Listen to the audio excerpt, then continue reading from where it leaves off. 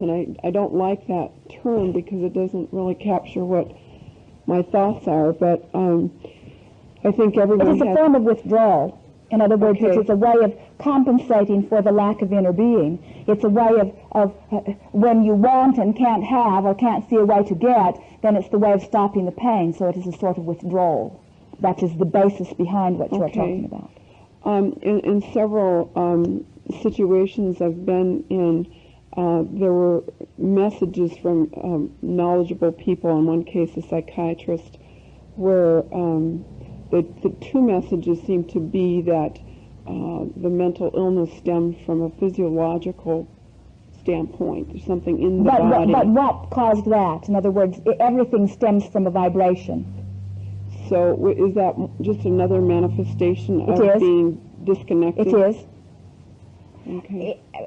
Now we must acknowledge something that most do not acknowledge, and that is everything that you see someone else living that you would not choose does not mean they did it by default. In other words, some people choose different things than you would choose. Mm-hmm. And so it was a deliberate thing that they have done. Some, from non-physical perspective, want so much a different perspective that they actually, by virtue of their vibration, choose a set of circumstances that most of you would say, oh, why would anybody do that? But they had very good reason for doing it.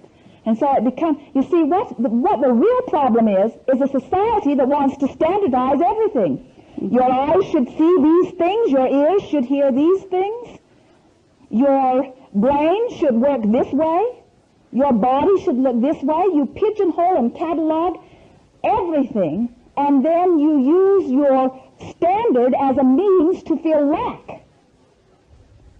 I don't see as good as I should see. I don't hear as good as I should hear. I don't think as good as I should think. I don't measure up in all of these ways. And what we would say is applaud your differences, you see. And if more of you could feel that way, then you would accept more diversity, and you would be stronger and happier. You would not feel nearly so much lack. Well, in one instance, I know I felt that the person was disconnected to the point and did not know how to connect, so chose to end his life here on this plane, and that made sense to me, knowing the situation. In the second situation, which is my son, he has been diagnosed as clinically depressed, but I too, I wonder why the body would act in this manner unless there was some intention, some payoff, if you will. At what point did this diagnosis come forth? Oh, this is a couple of months ago. What is his age? 18. And how long ago was he diagnosed as clinically depressed? March. You see, what is happening? When you come forth into this physical experience, you come from an environment of pure positive energy. And when you are born into this experience, you notice a very stark difference between the guarded, vulnerable vibration of here and the pure positive energy from which you have just come. The intensity of your wanting varies. In other words, all of you want freedom, growth, joy. But the intensity with which you want it is quite a variable.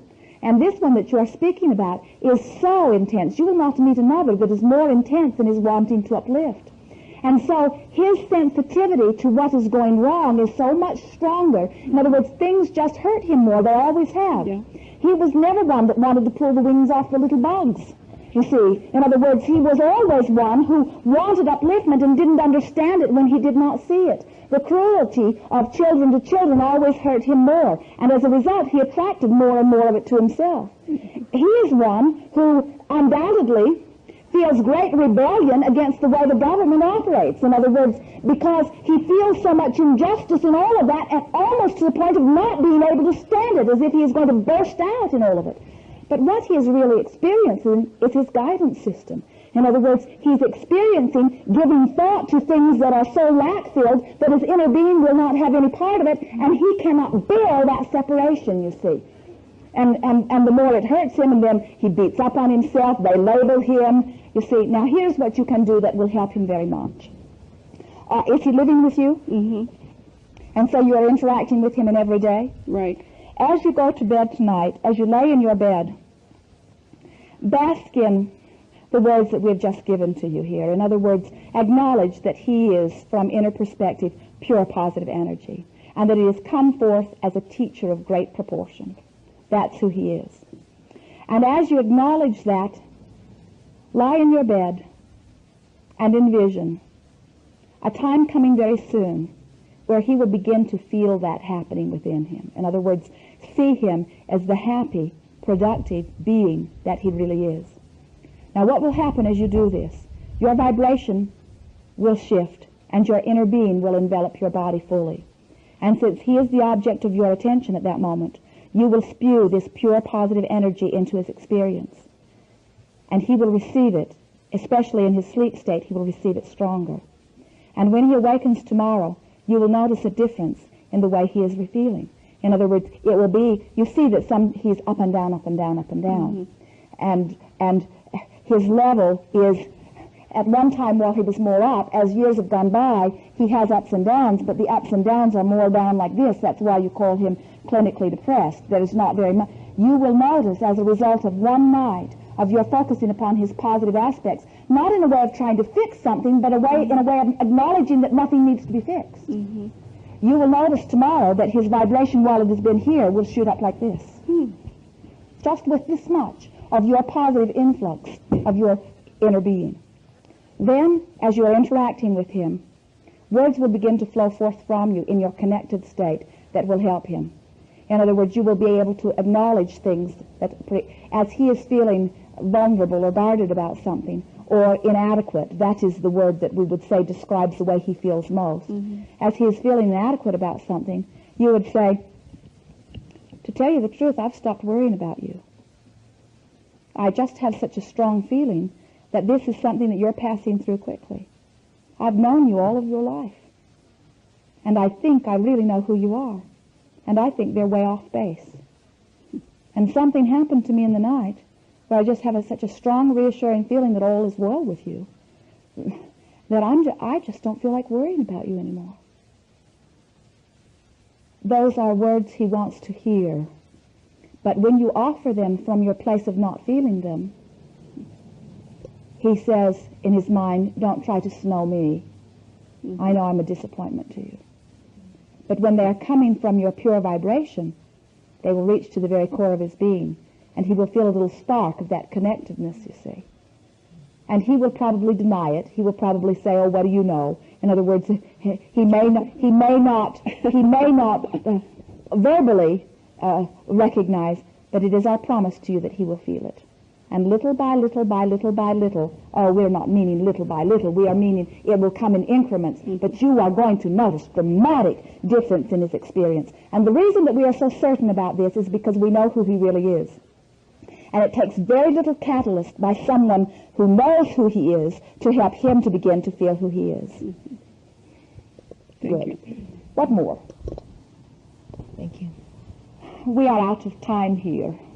We do not feel any limitation about it, however, because we know that there is no ending to your questions. And that is what exhilarates us most about you. You are seekers.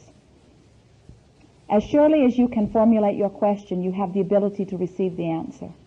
And you certainly do not need Esther in this format of Abraham for these answers. You have surrounding you so many teachers, magnificent teachers who stimulate your thought here and there. You are teachers and stimulators one to another. You have inner beings within you that show you their presence or absence. Absence is too strong a word, but we use it to make a point. And so we encourage you to go forth seeking joy, seeking the connection that is naturally yours. Have fun with all of this. Your inner being is exhilarated all of the time. Tap into that party. In the days that are before you, we are anticipating many revelations coming forth directly to you.